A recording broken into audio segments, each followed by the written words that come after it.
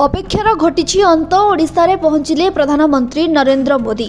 स्वतंत्र विमान जोगे भुवनेश्वर एयरपोर्ट रे पहुंचवा परे मोदी को भव्य स्वागत करा जायछि।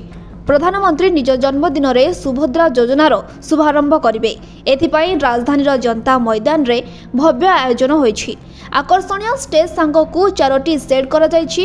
एथिरे सुभद्रा हिताधिकारी, वीआईपी, वीवीआईपी समेत नेता, मंत्री, गणमाध्यम प्रतिनिधि एवं अन्यान्य वरिष्ठ अधिकारी बसिबार स्वतंत्र व्यवस्था होइछि।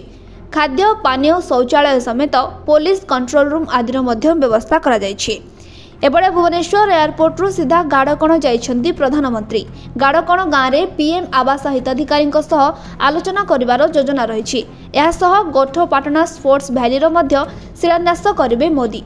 यह अवसर में प्रधानमंत्री 10 लाख पीएम आवास ग्रामीण हिताधिकारी योजनार प्रथम किस्ती प्रदान करने सह 26 लाख पीएम आवास ग्रामीण और सहरांचल हिताधिकारी गृह प्रवेश कराइबे।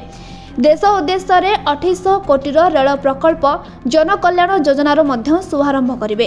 एथिसह 1000 कोटी जातीय राजपथ प्रकल्प लोकार्पण करेंगे प्रधानमंत्री। जनता मैदान 7 नंबर गेट दे प्रधानमंत्री प्रवेश करेंगे। सेथिपाई अस्थायी रास्ता प्रस्तुत होइछि। साधारण दर्शकों प्रवेश पाई गांधी पार्क सम्मुख गेट दे प्रवेश करने पाई व्यवस्था करा जायछि। सेहीपरि वीआईपी समेत वरिष्ठ अधिकारी माने जनता मैदान मुख्य गेट दे प्रवेश करेंगे। मोदी ओडिशा को नहीं भुवनेश्वर जनता मैदान रे प्रबल भिड़ देखा मिली। प्रधानमंत्री को गोटे झलक देखा चाहि रहिछन्ति ओडिशावासी। Bureau report, Kalinga today live.